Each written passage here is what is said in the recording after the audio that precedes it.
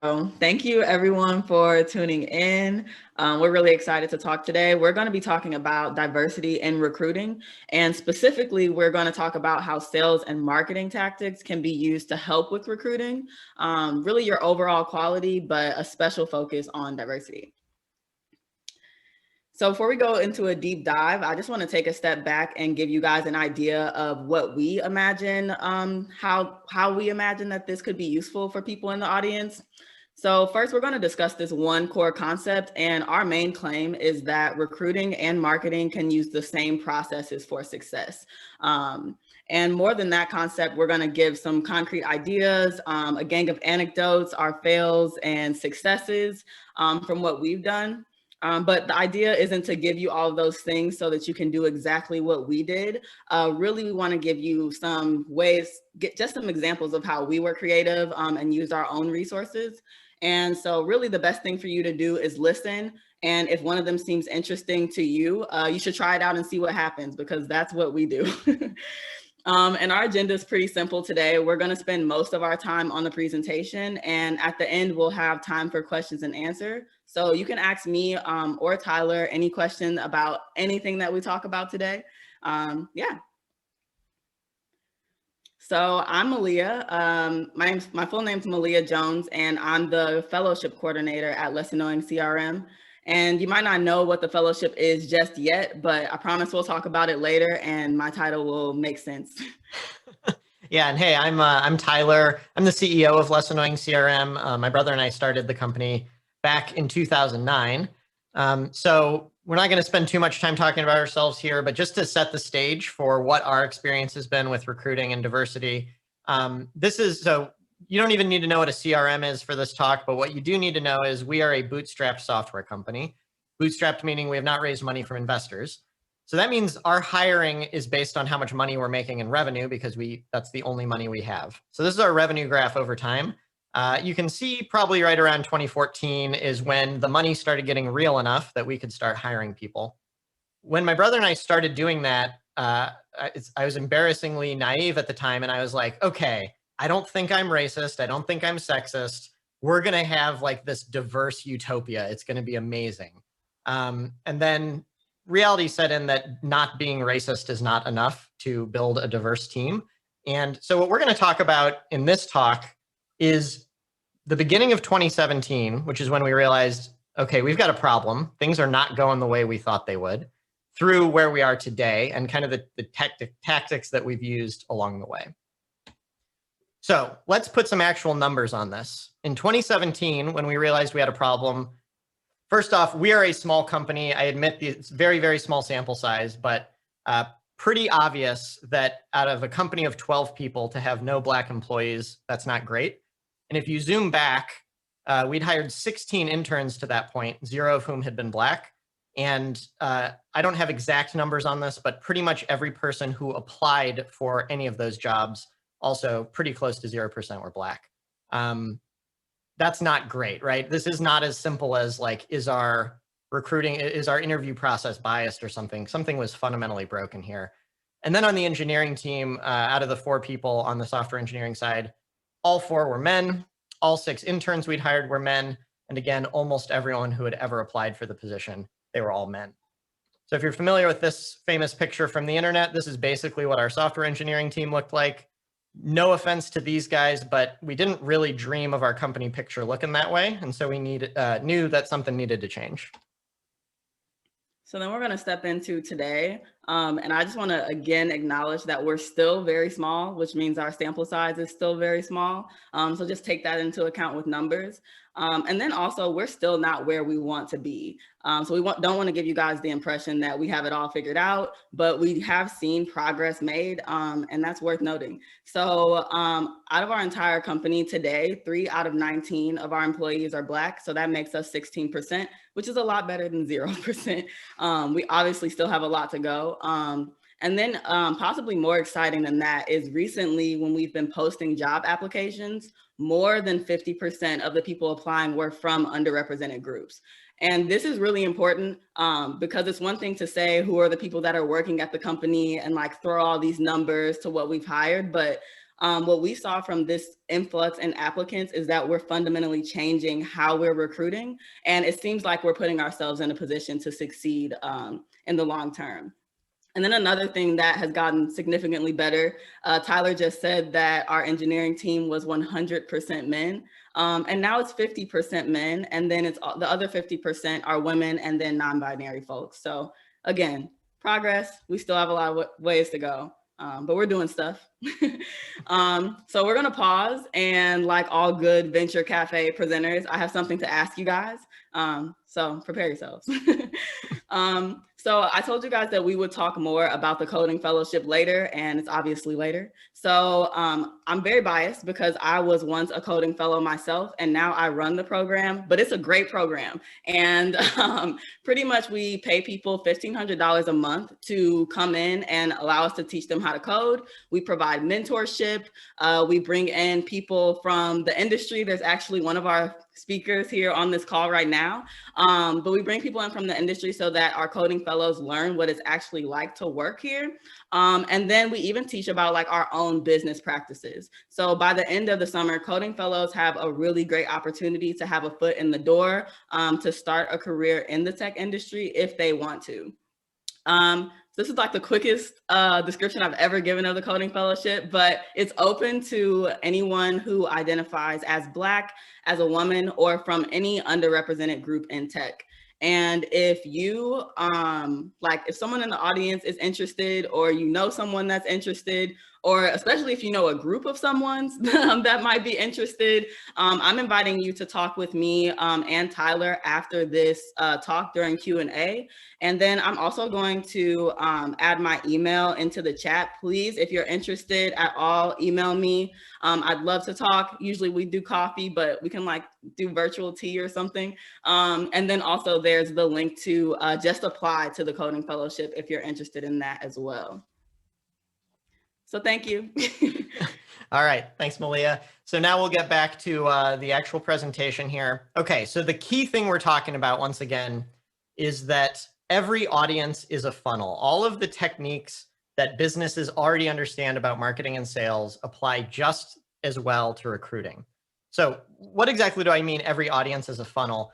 For anyone who's worked on the customer facing, like the growth side of the business, it's different for every business, but it's something like marketing goes out and gets leads, and then they hand them off to sales, and sales calls people or emails them or whatever, and then eventually they get them as customers, and then you kind of have a product which delivers value to the customers. If you're a subscription business like we are, then they might churn. So that's kind of the whole customer life cycle. And the idea is, you know, if you start at the top of the funnel, the reason it's called a funnel is each step people drop off, right? You have a lot of leads coming in and then only a few people that you actually get as customers. Optimizing that process is in the DNA of every company that exists, because if you couldn't do this, you wouldn't exist as a company. You wouldn't have any way to make money. So our claim is you all and we already knew how to do this. We were just too focused on applying these concepts to customers and not focused enough on applying them to employees. So if you think about how do you hire employees? Well, there's recruiting, there's getting people to actually apply. That's marketing. There's the interview process. That's very, very similar to sales. And in a sense, when an employee comes to join your company, they're buying the job. Like that's the product that you're offering. And there's even churn where people quit or get fired. So the funnel, it's going to be subtly different, but the same techniques you use to set up the customer funnel work for employees. If you're thinking about it like you've got a marketing team, a sales team, a product team, and then HR, which does a bunch of stuff. And one of the things HR does is they recruit people. I think that's not giving enough credit to the amount of attention you need to build a good team. And quick side note, by the way, this is not just customers and employees. This is every audience that you have. So if you're going and raising money from investors, I imagine the same type of funnel probably works just as well. So I'd encourage everyone to just think, who are all of the people I care about impressing? All of them should have a funnel, basically. Okay, so for those of you who have not worked on the growth side of a business before, let's talk about just like, what do marketing and sales people know about optimizing a funnel? How might you do this? Here's a quick crash course. Step one, we're going to break down the steps. And again, it's different for every business, but in this kind of hypothetical example here, we've got, okay, there are a few lead sources, advertising and referrals and stuff. People come to our website and fill out a lead capture form. Some percentage of those people we start emailing and saying, hey, do you want to join a webinar? some percent of those people express interest in a demo call with sales, and so on. Whatever the steps are, you lose some percentage of people going from one to the next, and then eventually you get to the bottom, and the people who are still left become customers. So you break down your steps like that. Then you define a success metric. In sales, this is normally pretty easy. It's like, I want to make as much money as I can, normally. So revenue or something like that. And then you measure the success metric between steps, which is normally going to look like a conversion rate. So like what percentage of people or what percentage of total revenue is making it from one step to the next. And when you know that conversion rate between steps, you can move on to step 4, which is identify bottlenecks. You can say which of these steps are the worst, right? Maybe a lot of people are going from lead capture form to webinar, but almost no one's going to the sales team.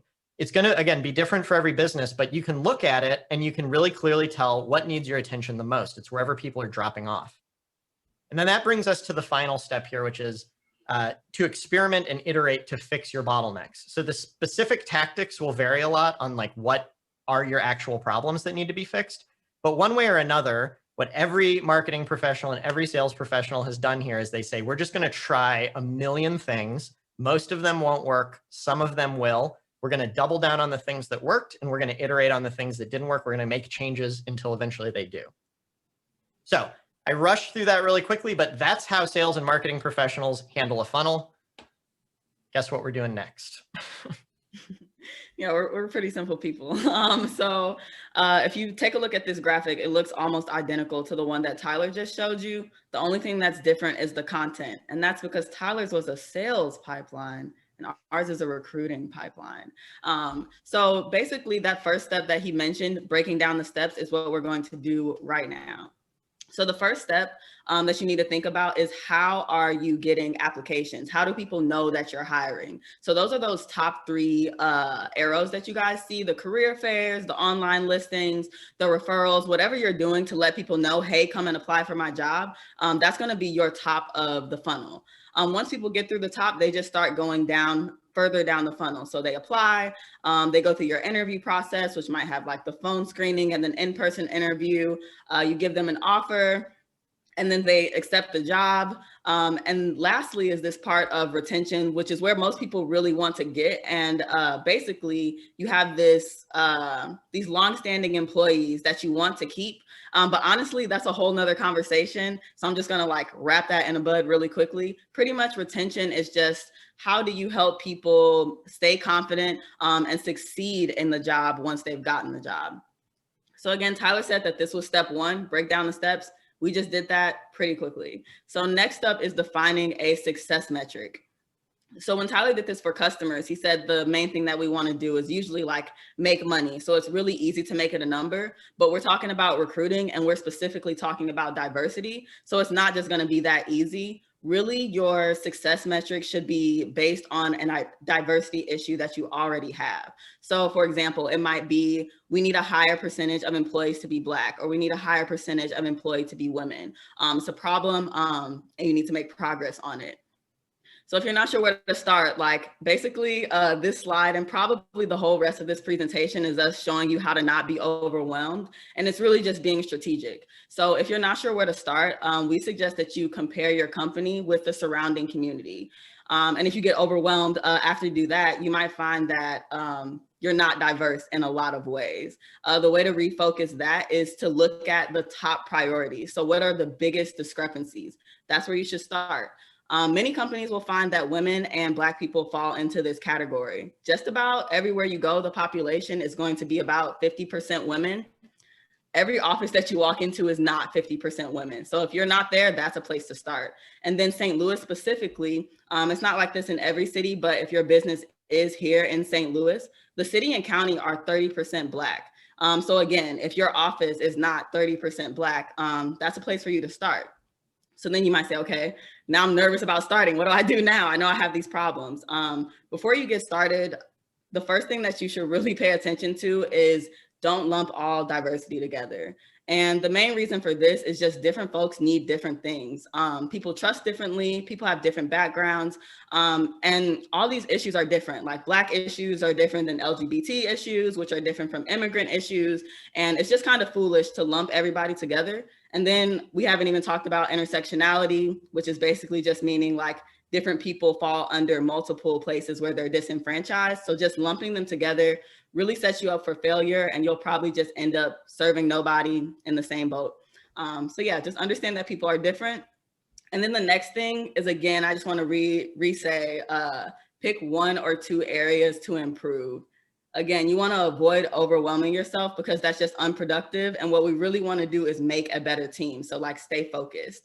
And then the very last thing, and one of the most important, is to break this down by teams. So some companies try to appear more diverse by only looking at diversity on a macro scale. So they might have on average diversity, but if you look at their more prestigious roles like management, or in the tech field, tech industry, engineering could be considered a prestigious roles. Those teams are not diverse, but with the rest of the company, it all averages out and they look really good. My favorite example of this is Amazon. They brag about having a lot more Black employees than other big tech companies, but that's because they have warehouses and that's where most of their Black employees are coming from. But if you walk into their offices, they look about as diverse as the rest of the tech industry does not. So at Less Annoying, we actually decided to look at this too. So we looked at ourselves and we compared ourselves to the surrounding community. And if you guys remember that picture, that's basically what we looked like. So we found really quickly that first of all, we didn't have enough women on the engineering team. Again, we didn't have any women on the engineering team. And overall, we were kind of like Amazon. Like overall, we did have women on our team, but they were all on the customer service team. And then another thing that we noticed was across the whole company, we didn't have representation of Black people. So those became our starting points. We knew that we needed to improve in recruiting for those 2 groups. So then that's your next step after you define your metrics is to measure the success metrics between those steps. So basically all this means is you just walk down your pipeline and at each step you highlight what percentage of that group is moving down. So if we just look at our hypothetical pipeline, you guys see that there's numbers there. We're gonna go through them, we'll be there. But basically, again, you just find out, like with this one, we'll find out what percentage of these applicants are women, and then you walk down the pipeline and take notes of the metrics between those steps. One thing that I do want to point out is that if you're a small company and you don't have a large sample size, you don't want to be too data driven. Like if 3 people apply for your jobs, it really doesn't make sense to spend time figuring out what percentage of people were what. It'd probably be better to rely on personal judgment or intuition, which admittedly is not great. Because humans are just untrustworthy and we have bias, we forget things, but as tempting as it is to be data driven, you actually need good data for that. And you just don't get good data with tiny sample sizes.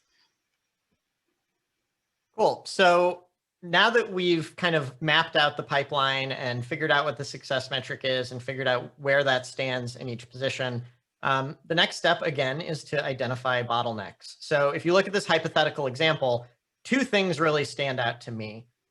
First of all, only 20% of the applicants are women. And there's pretty much no coming back from that. You know, if the top of the funnel is broken, you can't really hope that the bottom of the funnel is going to be working. So that's one thing that stands out. And then the other one is if you kind of go step by step, so going from 20 to 25%, actually, okay, things have still in the same ballpark, but things have actually gotten a little bit better there. But then it goes from the phone screen to the in-person interview, we see a serious decrease in the percentage of applicants who are women. And then after that, it's fine. So what I would be looking at here is what do we need to do to fix that top of funnel issue? And then what do we need to do to fix that between the phone screen and the in-person interview, what's happening there? Now, Malia said we want to like keep this not overwhelming. And so in most cases, you're going to want to start with one thing. If you have multiple bottlenecks like this, again, sales and marketing has already solved this problem.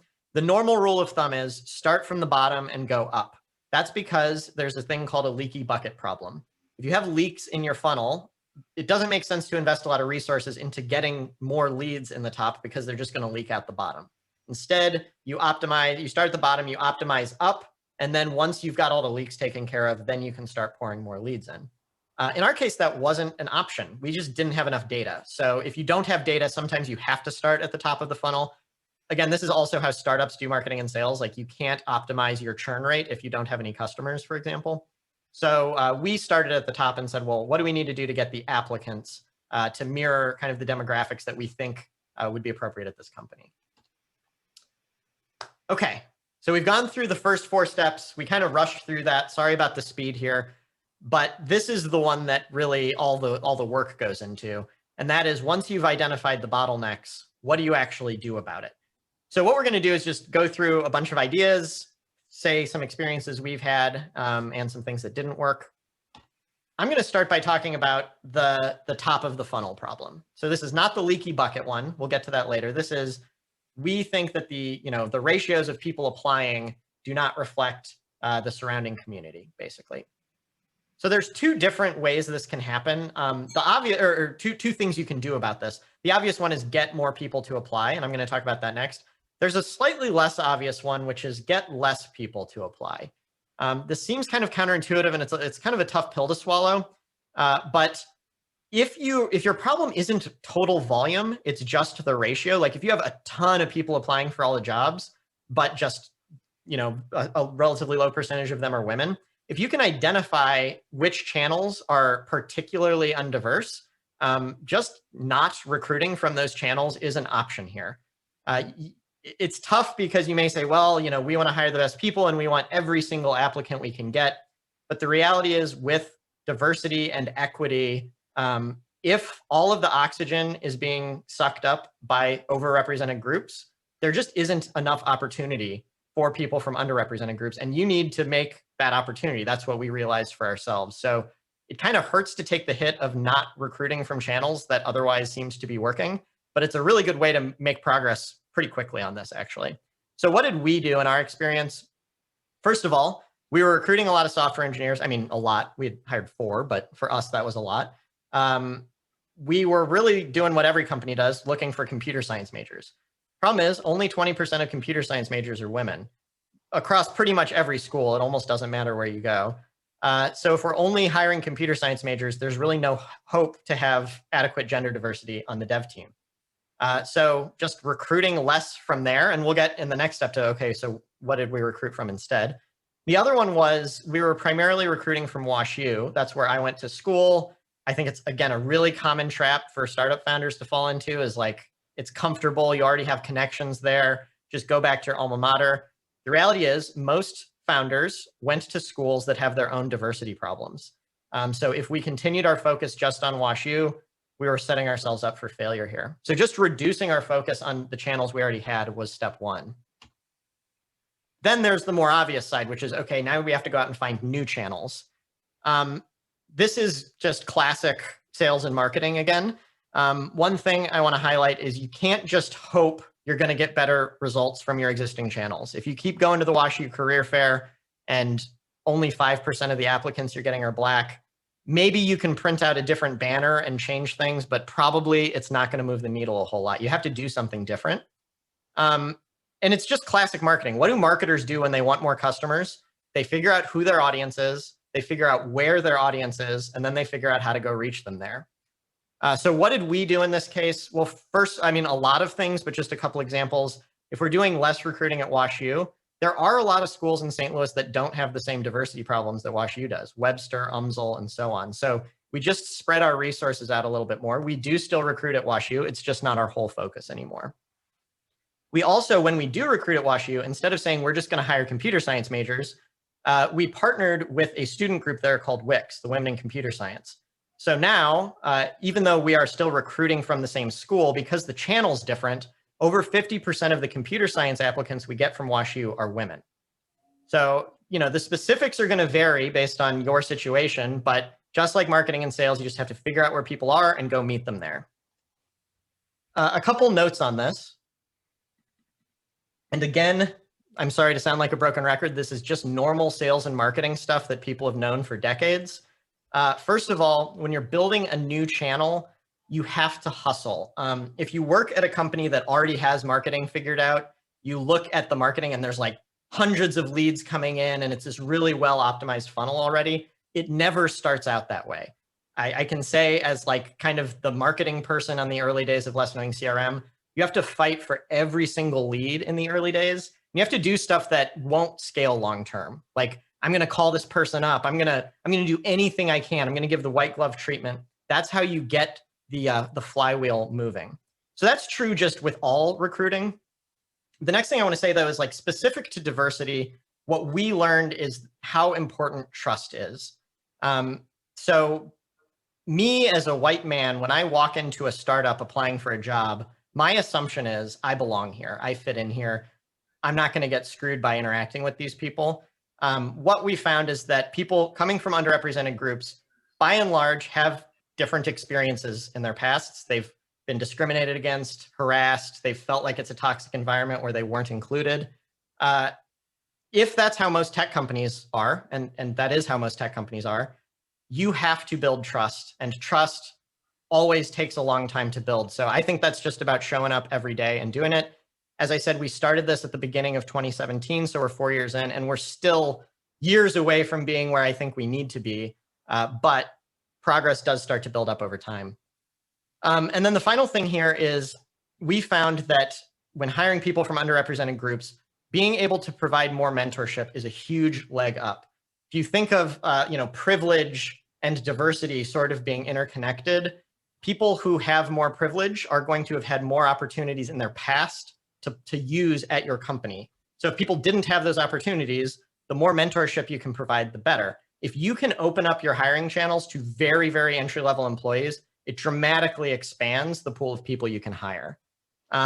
Okay, so what are some specific things we did here? The first one is just like the oldest trick in the book in sales. Just do cold outreach. And LinkedIn specifically is great for this.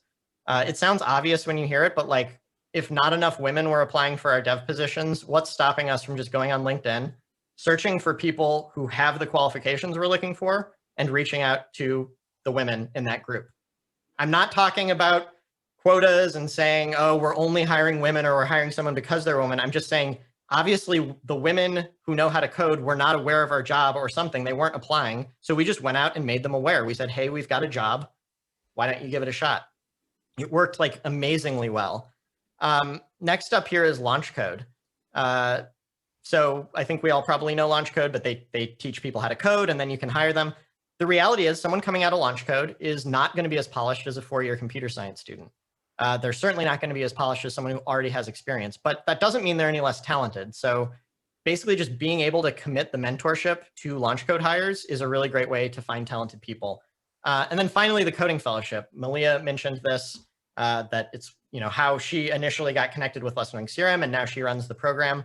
It's a ton of work. I mean, Malia spends so much time on it. I spend a lot of time on it, paying people, training them how to code. But after doing it for several years, 3 out of our 19 people, small sample size, but a significant percentage of our company came through the fellowship. And it's not just about diversity. I mean, that's a great side of it too, but also we've gotten access to a whole group of people that weren't even interested in working in tech prior to that. So we're not even competing with other tech companies for making those hires. So it's been a really great program for us. Okay. Like all marketing and sales, I said earlier, it's about experimentation and iterating. Part of experimentation is failure. Most channels don't work. So I just kind of thought it'd be fun to talk about a few things we've done that didn't work. One is sponsoring student groups. I said we work with Wix, the Women in Computer Science group. That's the one that worked. I can't tell you how many pizza parties we've sponsored and different events we've gone to. We've tried to give, done speaker series. We've tried to interact with student groups in so many different ways, and mostly it hasn't worked. But it working that one time was really all it took. Another one, recruiting at different schools. I thought this was a brilliant idea. We have a customer service position. It's very high paying, really high skilled job, but it requires a ton of communication skills, which is actually a surprisingly hard thing to hire for. And then we were like, okay, Mizzou has this amazing journalism program, but there aren't that many jobs in journalism. Let's go there, find the types of people we're trying to hire and say, hey, what if instead you took this other job? We put a lot of effort into that, and we got exactly 0 applicants from that career fair. It just completely bombed. But that's okay. You live and you learn. And another one is trying to basically partner with community leaders. And in case you couldn't tell, like that's what we're trying to do right now. All of you are members of the community, and we're hoping you can help us get in contact with coding fellow applicants for next summer. We've done this before and it's never worked. And you know what? We're still here trying, we're tweaking things, and maybe it'll work this time and maybe it won't, we'll see. So anyway, the point is just try a bunch of stuff and expect a lot of failure, but you don't need everything to succeed. You just need gradually to make progress. So that was all about the top funnel that we talked about before, which was getting more applicants. But what about the other half, which are lower in the pipeline? Like basically everything that's below the application is going to have a similar issue. And it's just that for this case in our hypothetical pipeline, that there's not enough women moving from one step to the next. So these are all leaky bucket problems. And how do we handle that? So overall, it's definitely going to depend on the situation, but here are some of the ideas that we came up with and that we've actually tried and implemented. So the first thing is to question, is the problem the interviewers? Normally, it's the people who work at your company who are doing interviews, or maybe you're involved in the interviews. Really just taking a step back and saying, is there a problem with the way that we run interviews? And it's going to sound obvious, but it's the same thing that you do with sales. If your sales representatives aren't selling enough, what are you going to do? You're going to recognize that you have a problem, and then you're going to figure out what you can do to resolve that problem. And so we're just saying to do the same exact thing here. Like with the salespeople, it's like, do you need to train them better? Do they need better tools? You're going to figure it out because you need them to make sales. And you should look at this problem the same way. Excuse me. Another thing that we did with our interviewers is we collect feedback in a really strategic and a really structured way. And before even getting to the feedback, the first time that any of our employees get involved in interviewing job applicants, they get trained on it. So we have them sit in a 60-minute meeting and we explain how interviewing works, what the pitfalls could be, things that you're not allowed to ask, and exactly what we're trying to look for. Now back to the data. So the way that we collect this data is through a pretty extensive form. And actually after each interview, we schedule 30 minutes for our employee to fill out this form. And basically we just tell them, it's a bunch of questions for them to give feedback. And we basically just tell them, like, you have to fill out this form before you talk to anyone. And the reason for that is obviously we don't want anyone to bias each other before they give feedback on the person that was interviewed. And that form has actually given us data to actually track other things and make the process even better. So one of them was we looked at just the ratings and kind of ratings of people who were interviewed over time. And we found that certain people at our company are just harsher than others on their evaluation. So if we just take it back to grade school with like A to F scale, there's just some people who are always going to grade people a C or below. And then there's some people who are going to give everyone an A and just appreciate everything about everyone. So we took that data and we use it to make sure that we level it and that we consider everything about the evaluation. Yes. So once we get into just defining more about what we're looking for, something that I said was like, in that time where we train them, we tell them exactly what we're looking for. You're going to find out that we weren't always that good at it, but you find out you have a problem and then you find the solution. So here are a few examples. So something that you probably shouldn't say is we're looking for good communicators. And while that might sound like, yeah, that's really descriptive, basically that gives people a lot of space to decide what a good communicator is. And when you have space to decide and somebody isn't clear with you, what do? You reach into your background, you reach into your experiences.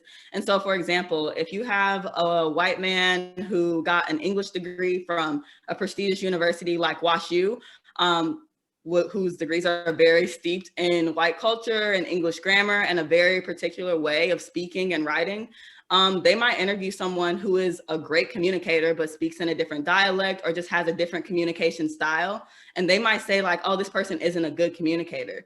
But really it's kind of on you for not being very specific. So instead you could say, we're looking for people who will be able to help our customers solve problems. obviously you can't help people solve their problems if you're not a good communicator, but this is just, it just gives your interviewer way more clarity. And it's why, and honestly, you need to be good communicators with your interviewers. That's really what this should have said. But ultimately, like, what this communicates to your interviewers, like, we're not talking about if they can analyze Faulkner or Chopin or any of those guys. We're saying, are they nice? Are they friendly? Can they communicate ideas so that the other person understands them? So you just want to be clear. And then on to the second one, culture fit, which I'm sure we've all heard. It's thrown around in like higher education, it's thrown around in the tech industry and HR circles as well. And basically it's just saying, will this person fit in at the company or will they clash? So again, we're having a conversation about diversity and recruiting. So if you're having an issue with diversity in your company, basically you have a somewhat homogenous company. And so if you say, does this person fit in with the rest of us who are all the same, you're just going to reinforce a lot of the problems that you already have. So a possibly better way to evaluate this is telling your interviewers, we're looking for culture adds. And all that just means is, does this person add to our culture? So if something is additive, it can't subtract, so it still can't clash and it still can't be the opposite, but it's asking and being really clear and communicating with the interviewers. We are looking for diversity. We are looking for new perspectives. We are looking for people who are somewhat different and add to our culture. And then one last example is, you don't want to say, and this is one that we messed up.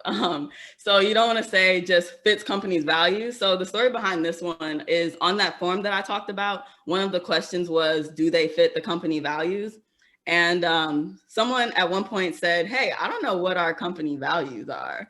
And we'd been asking this question for a long time, and we actually had not defined what our company values were. So again, we had a problem, and that forced us to sit down and define 4 values, define the values, and then also say, this is how you can tell if somebody has them. You know, here are the signs, here are what we're looking for. Ultimately, everything about what we're saying with defining what we're looking for is just about being explicit and telling your employees exactly what you're looking for. It's really led to much better feedback for us. And so then the next thing that you could consider is, excuse me, the next problem that you should consider is the problem of the interview. And so with that one, it's a hard thing to consider, but ultimately, you just decide, like, is the way that we're evaluating people an issue? Some of the ways that we've gotten around this is basically we've just explained to our applicants exactly what they should expect in our interviews. In business, there's this culture of like surprising people and like having them on the spot for every single question. And it's just not logical. Like, that's not how work works. That's not how you're gonna treat them in the job. And yeah, it's just a weird culture. Of course, there's some times where like something should be kept, but overall, if you go through your whole interview process and really figure out like what things are we trying to test them being on their feet, and what things are we testing their skills or their communication. Another thing about this like surprise, I guess the surprise question culture is privilege is a really big factor in interviewing, in recruiting, and then also in retention too. And so the more privileged someone is, the more likely it is that they're going to be really comfortable and really skilled in handling a situation, being on their feet, especially in a business setting. So for example, if someone's a white male from a wealthy family who went to a prestigious college, chances are somebody in their life has put them on game. And so in other words, someone has given them advice, given them tools or tactics on how to maneuver the environment and the situation that so they're gonna feel way more comfortable, way more confident, and they know, like Tyler said earlier, like they know that they belong in this space before even walking in the door. Whereas they're just not going to be as rattled in the same way that somebody with less privilege might be. So then being really, really clear is one of the ways that we've kind of tried to balance this imbalance. I think that one thing that is clear is like there is a huge imbalance between privileged people and less privileged people and how they come into your interview. So it really is your job to level some of that imbalance. And these are some of the ways that we've done it. So ultimately, the biggest thing that we've done is just total transparency about everything to everyone. So salary, the interview process, even down to specific questions is something that we've tried recently, and what we're looking for. And just like a quick thing on salary. So like there's a lot of studies that have shown that women either don't negotiate at all, or when they do, they don't negotiate salaries that are as high as men who negotiate. So pretty much like what we decided, or an agreement that we made, was we're not going to do salary negotiations, because if you do, you're just setting yourself up to have a pay gap. So we put our salaries are literally on the job posting. Excuse me. So lately, or recently, something that we did and saw a lot of, I guess a lot of like success is in the last round of interviews, Tyler actually recorded a screen share. It's like a 10-minute screen share of him giving an example of answering one of the questions. And he'd go through and he was explaining it in the way that he wanted people to explain. And then he would even stop and say, don't say this because that's not what we're looking for. He'd say a good answer is this because X, Y, and Z. And what we found is this round of interviews was far better than interviews that we've had before. And it was simply because there weren't as many miscommunications due to people not understanding what we were expecting. Yes, okay, sorry. So another thing that we noticed is for our developers, we used to just have a whiteboard example. And pretty much we just found out that like everybody isn't great at whiteboarding, but it doesn't mean that they don't have the skills to be a great developer if they can't just whiteboard. So now what we do is we have a shorter whiteboard session, but we also have a take-home coding challenge. And then lastly, we have a pair programming session as well. So with this, it's like, we don't need everybody to excel in every single section, but as long as they show up in one section and they show that they do have the skills, that's really what we're looking for.